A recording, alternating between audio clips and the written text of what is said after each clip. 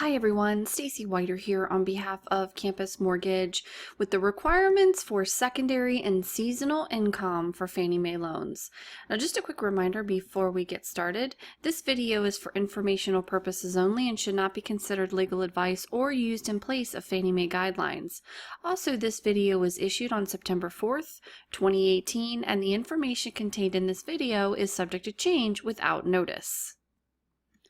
Let's take a look at Fannie Mae's requirements for secondary and seasonal income.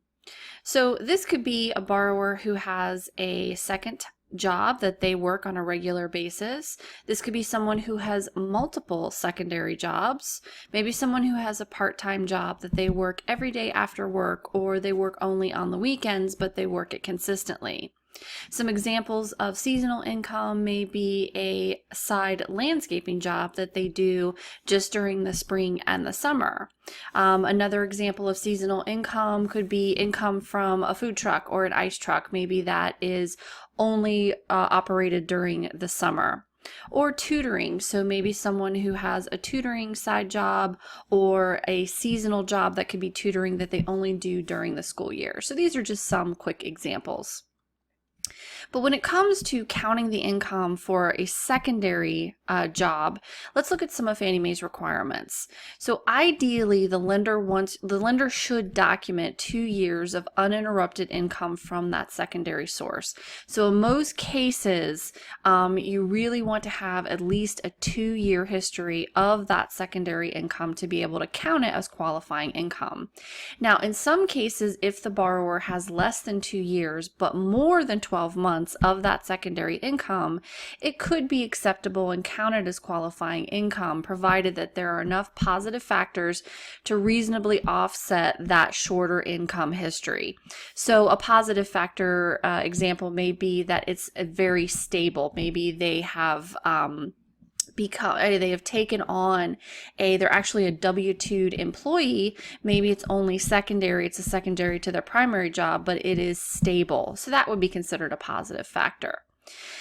Now, in some cases, different employers can be acceptable provided that the income has been consistently received. So maybe you have a situation where someone in their spare time as a secondary job, they do drywalling. So they may have different employers that they work for. That can be acceptable as long as the lender can demonstrate that the income has been consistently received. Now, when it comes to seasonal income requirements, the lender should verify that the borrower has worked in that same job or line of seasonal work for at least 2 years.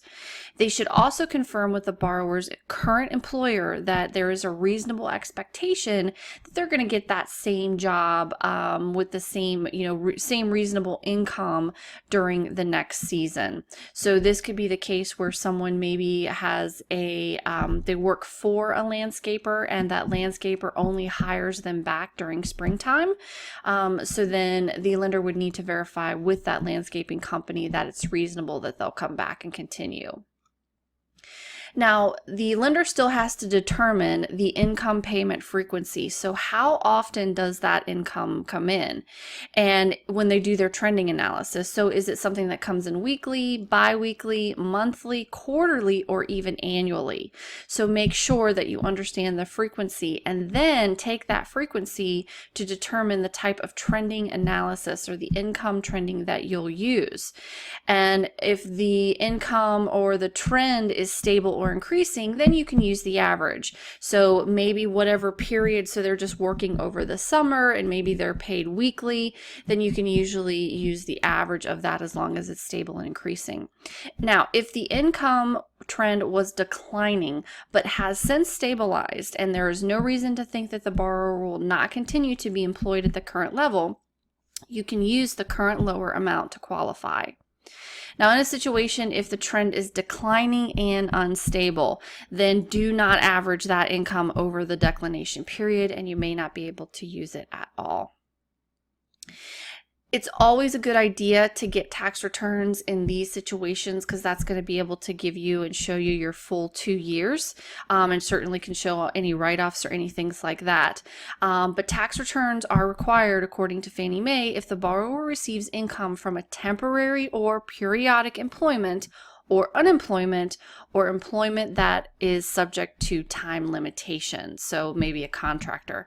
So make sure that you're getting tax returns when appropriate. All right, that concludes this video on seasonal and secondary income. Thank you so much for watching. For more tips and videos, please visit campusmortgage.org to look for their weekly mortgage video tips designed for all mortgage professionals, including underwriters, loan officers, processors, closers, post-closers. Have a great day. We'll see you next time. Bye-bye.